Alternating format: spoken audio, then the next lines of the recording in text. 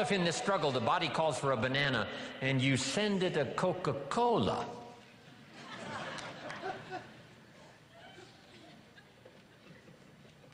and now the body has the right to say what? Whose side are you on? I'm working day and night to drive illness into a small corner and keep you healthy, and you keep sending me the wrong stuff. Come on, just a little cooperation here, and we can win this game. But see if you don't do your push-ups. And what was that little voice in my hotel room this morning that said to me, Jim Rohn, you don't have to do your exercises this morning. You're running a little late. And this little creature on this shoulder almost talked me into it. And the little angel says what? No, no, no, no, no, no. Fall on the floor one more time. Do those push-ups, a few crunches, a little modified version, yes, because you are late, but you got to keep up the pace. See, that's called what? The work of summer. Now, turn this around, because it's also possible to love like a father and hate like a mother, just so you get the job done. And if it's a single parent, right, you got to do both the work of father and mother. It's extraordinary. But mother is capable of hate and defense and protect. Because I think years ago, Papa was off providing, Mama was home protecting. So she developed these instincts of danger in order to protect her family. Women are good. Women are unusual. They have this antenna that picks up all the stuff, especially danger. In the middle of the night, the baby cries. Mama's awake. Papa sleeps. Mothers sleep near the surface, and the least little movement or sound, they're awake. It's built in, the female mother, that instinct. She says to her husband, go look, something isn't right. You know, downstairs. He says, no, everything's fine. She says, go look. He says, okay. He gets up in the middle of the night, stumbles downstairs, and the front door is open. How did she know? They just know. I don't know how they know. They've got this instinct, especially for danger. Interesting story in the Bible. It says there are sheep and there are shepherds and there are wolves. Fairly ordinary story, shepherds and wolves and sheep. But that's not the end of the story. To illustrate a point, the storyteller says, there are also some wolves that have learned to dress up like sheep. Now you need a woman. Man says, looks like a sheep, talks like a sheep. Woman says, ain't no sheep. Okay. Have you got this now? The work of summer. Here's what it's called, high drama. Nourishing and protecting. Nourishing with one hand and protecting with the other hand. Even the battle of the mind.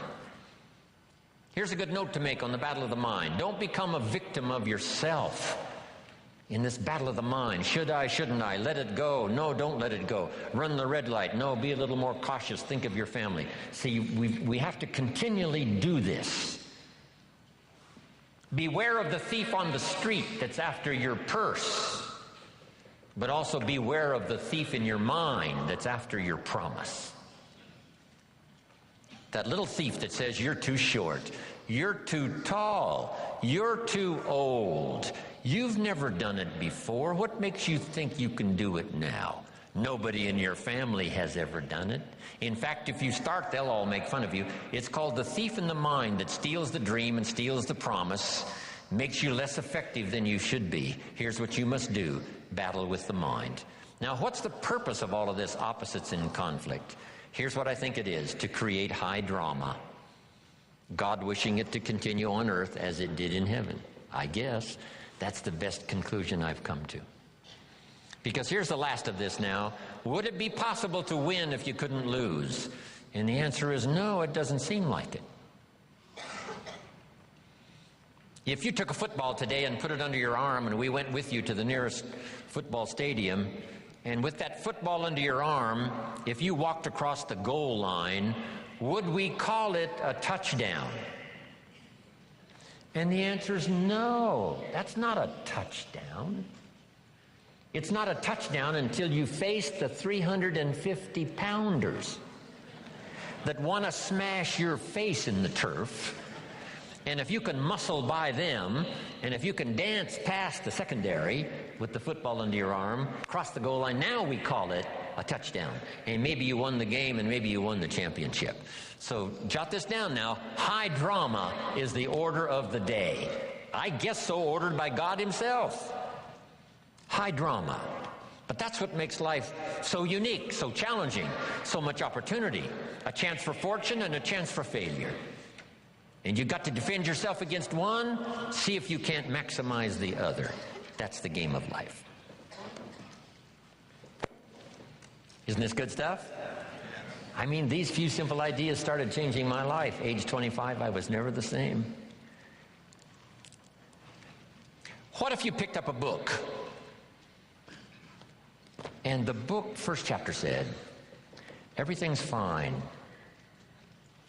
Chapter 2, everything's fine. Chapter 3, everything is just fine. Chapter 4, everything is still just fine. Would you finish this book? And the answer was no. What kind of a book is this? So the book on your life story, it's not going to be this. It's going to be filled with the full dramas of the highs and the lows and the winter and the spring and the summer and the harvest. So have you got that now? The third season, do the work of summer. Be both optimistic and vigilant. Two great words of antiquity, here they are. Number one is behold. That's the word from antiquity. The positive word is behold. Here's the other word, beware. One of the interesting bewares in the Bible is a little story that says, beware of the little foxes that are spoiling the vines. It doesn't look like it. You know, I come from, farm country, Idaho, where I make a little wine and grow a few crops. And you can look at a vineyard, hey, it looks okay. But this old story says, just because the vineyard looks okay, you gotta look a little closer. The little foxes may be eating the vines. So whether it's a personal relationship or a business opportunity or your future or your life or the management of your time or your health or whatever, I'm asking you to behold the possibilities and beware the dangers. That's the key. And all of that we call personal development. Now here's the fourth season. And I've got a lot more notes for you to cover. How many of you have one page of notes already? Okay, wonderful. I want to send you home with a whole basket full. From myself, Brian, this is going to be one of those extraordinary weekends. Dennis is here, other speakers are here. You're going to have a full load to take home. Okay, here's the next season now, the season of harvest. Make this note now on harvest. In due time, and for those who qualify, in due time, and for those who have obeyed this extraordinary law that says life was not designed to give you what you need. Life was designed to give you what you deserve.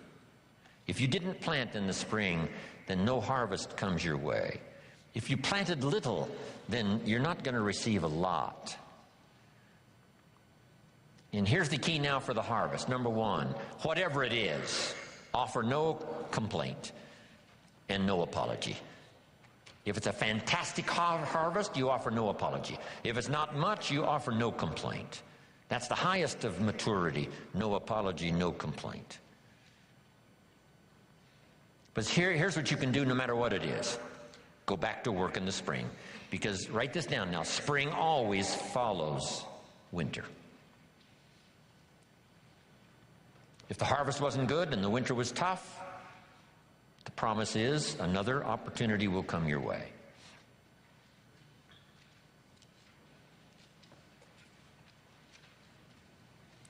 Now, here's one more point now on the harvest, and we'll talk a little bit more about it tomorrow. Here it is. Do wise things with your harvest. Build your financial security for you and your family on the rock and not on the sand. We're going to talk about financial independence before we finish this weekend. There's so many things now you can do about gathering resources and wisely investing them so that you and your family are secure. Here's one thing to strive to become early in your life and career: financially independent, so that nobody or nothing has a claim on your assets. Accomplish that as quickly as you can. Then all of the other wise things we'll talk more about. Sarah Alfaro in Mexico came to my seminars and lectures 10 years ago. Single mother, 4 children, no job, no home, no car, no money. And she only had $1 American to invest. Now she makes about $40,000 a month, and she's rich and now quite famous. Sarah Alfaro in Mexico. Here's what I taught Sarah back there 10 years ago. Don't buy the second car until you've bought the second house. It's not cars that makes you rich. It's houses that make you rich. If you bought a condo in Carmel just a few years ago for $250,000, it's now worth $800,000. I got a call the other day from Sarah, thanking me one more time for my training. And she said, "Mr. Rohn, you'll be happy to know, I just finished paying off my 3rd home here in Mexico, so today I'm going shopping for my 3rd car." Isn't that good? Unbelievable. Remember, how long ago was it when the idea finally dawned on somebody? If you paid 1 extra payment a year on your 30-year loan, you could pay it off in 15 years and save more than the price of the house. Wow. Just a little bit of information, and then a little discipline to see it through, and the change for your harvest can be unbelievable. We'll talk more about that later on in the program. Now, jot these notes down. Personal development involves 3 parts. First part is physical, take care of yourself. My mama studied and practiced health and nutrition when I was a boy growing up, paid off. Extended my mother's life at least 20 years, according to the doctor. Mama was a fanatic. Mama was a health nut. Some of the stuff she mixed up for me and my father and for herself, she would say, if this stuff don't kill us, I think it's going to help. And we would gag this stuff down. Mama read, Mama searched, Mama tried. Back when, vitamins and all that stuff was fairly new when I was a kid growing up, Mama did all that research. My father lived to be 93, never had a major illness. Mama extended her life 20 years. My father never did retire. When he died, his paycheck was waiting for him. Thanks to my mother. And I've been in splendid, excellent, good health all my life. And come September, I'll be celebrating birthday number 74. Right? Thanks to Mama.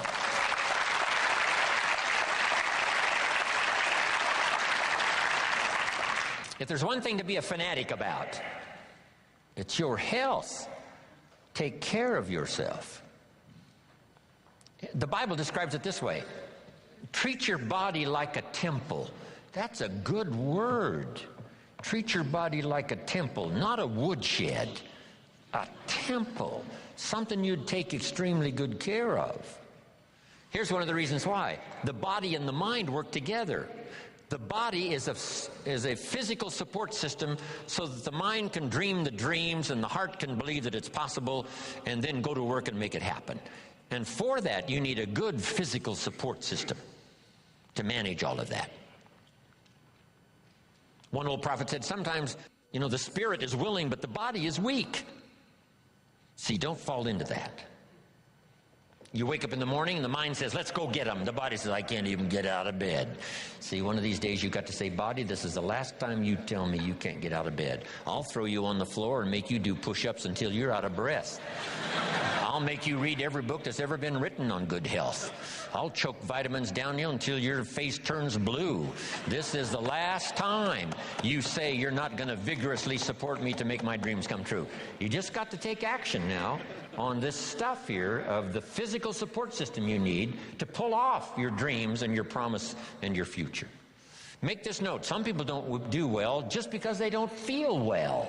It's not that they haven't got the skills. It's not that they don't have all the rest. They don't have the vitality, the vigor, the vitality. Okay. I travel all around the world. If you saw my travel schedule, work schedule, you would say impossible. I'm probably the only one who can do it.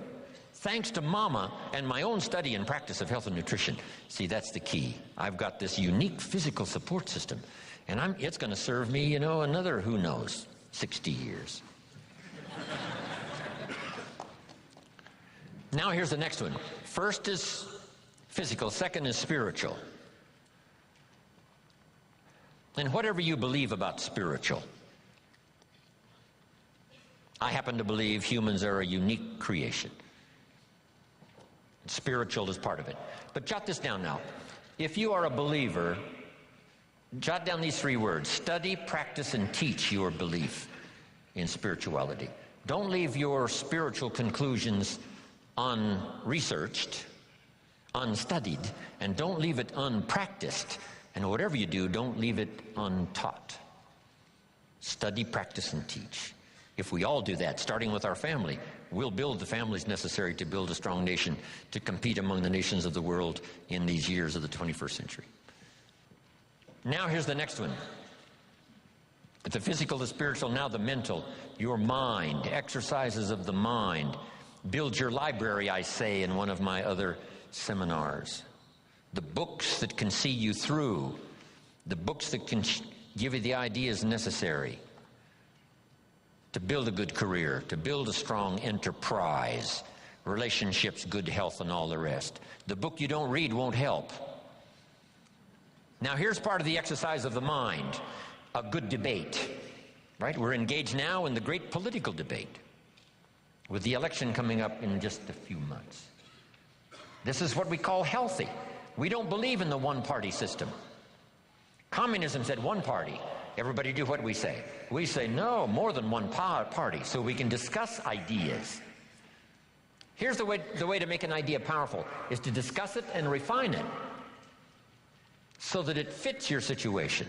That's what I ask you to do when this seminar is finished. Debate all of these ideas. Discard some that don't make sense.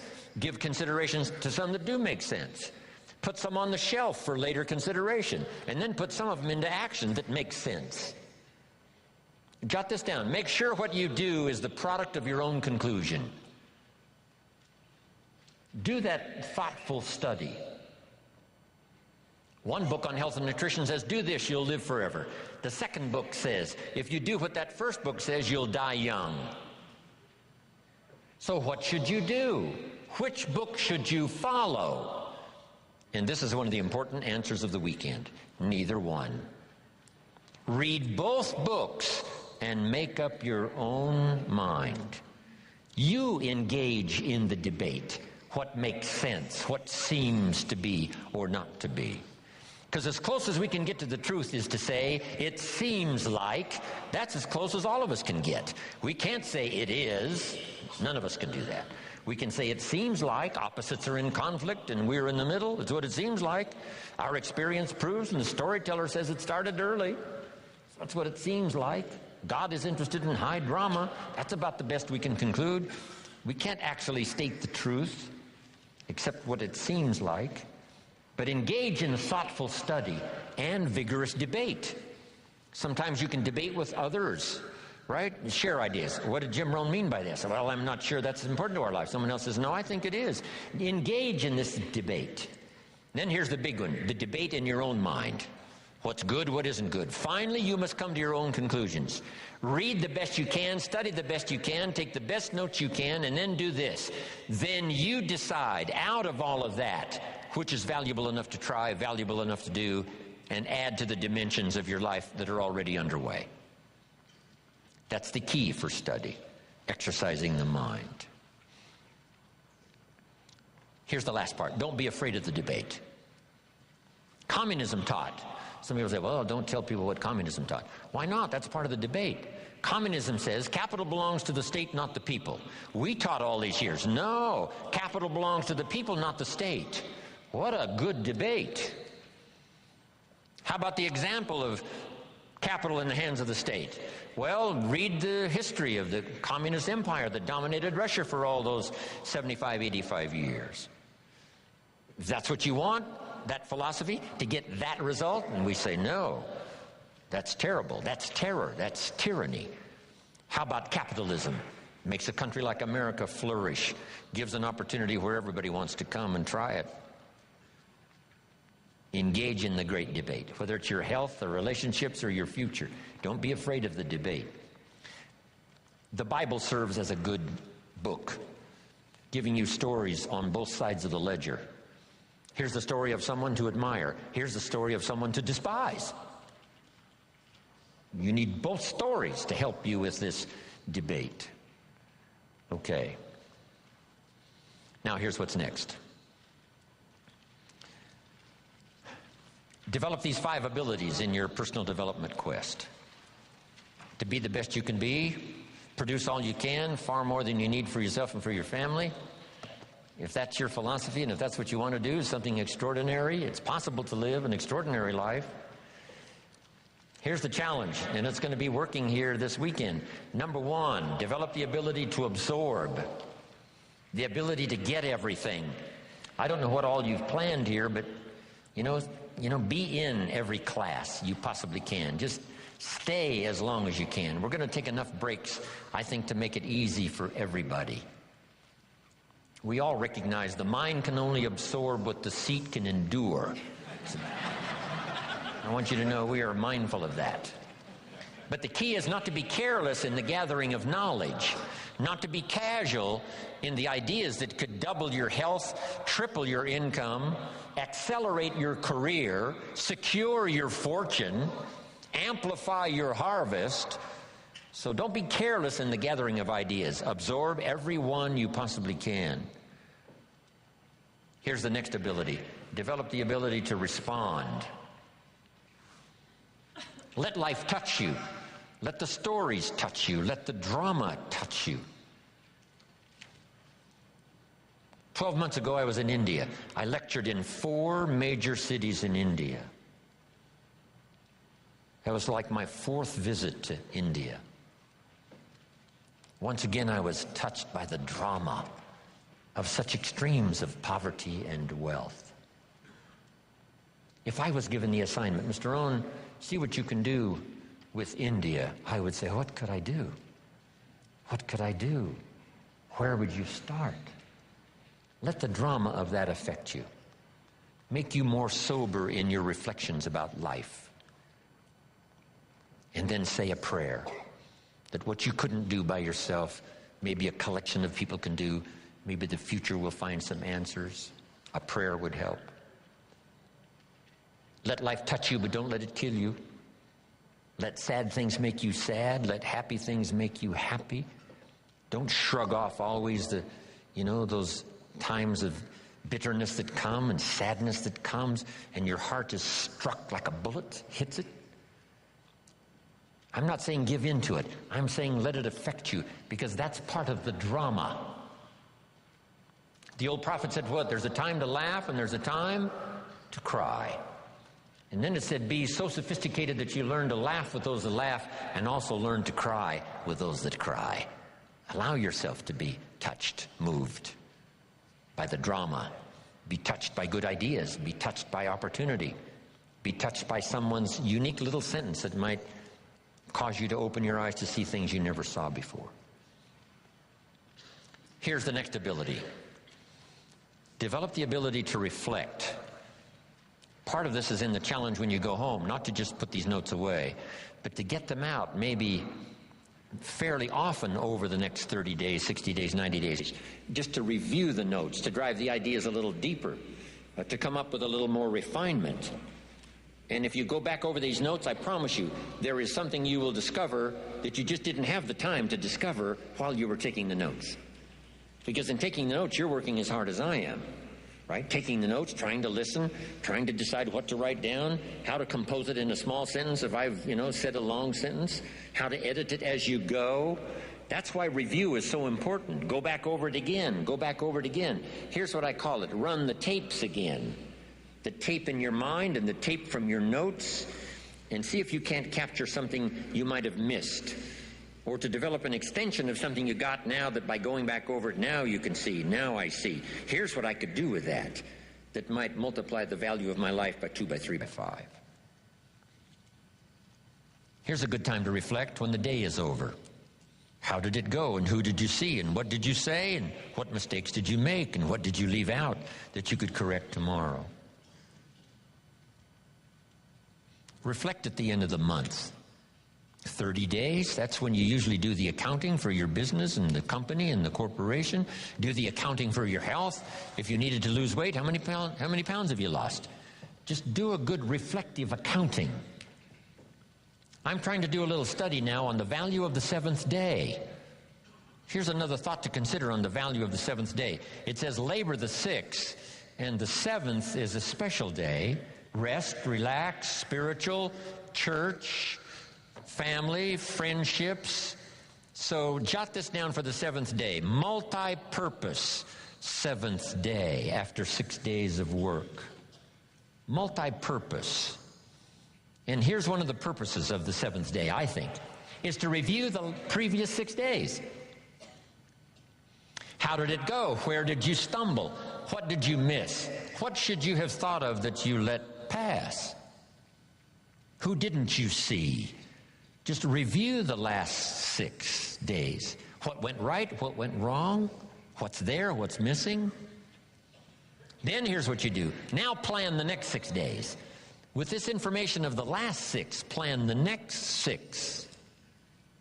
I call it multi-purpose seventh day. Reflect, go back over, then design, plan, refine, and deposit the experience of the past 6 days into the adventure and activity of the next 6 days.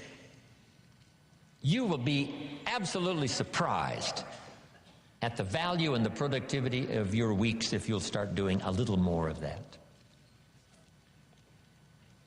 Now, here's the last 2. Develop now the ability to act. Activity now is the catalyst and the miracle piece of the process. Here's a little subject called How to Turn Nothing into Something. Number 1, first, imagine the possibilities. Imagination is the first step of the miracle of possibilities. Reality first starts with imagination. Now, it's hard to call imagination nothing, but it's not something in terms of a podium. It's not tangible. So it's hard to say how to turn nothing into something, because there isn't anything that's nothing. Everything is something, even if it's the imagination, it's something.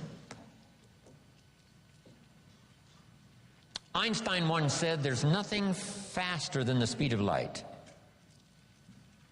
And Bill Bailey, one of my mentors, current mentors and longtime friend, said, maybe here's something faster than the speed of light, and that's thought. It's possible that thought could be faster than the speed of light. How fast can you think back and think ahead?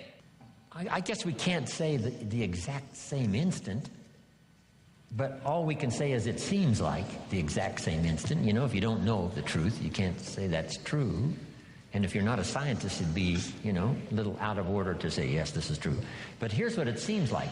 It's possible to think back and ahead at the same time. I mean, how fast is that? To think back and think ahead. But it's one of those marvelous capabilities that we all have, and in your personal development quest of getting stronger and more vital, both physically and spiritually and mentally, now use this exercise to think back and gather more experience. Think ahead how to apply it, so that the experience now multiplies in value by 2, by 3, by 5, by 10. That's key. Now, how to turn nothing into something. Number one, imagine the possibilities. Today, if we had a chance to hear everybody's testimonial of how you got where you are, some of you went from nothing to something. Some of you went from pennies to fortune. And if we had a chance to hear everybody's story here today, took the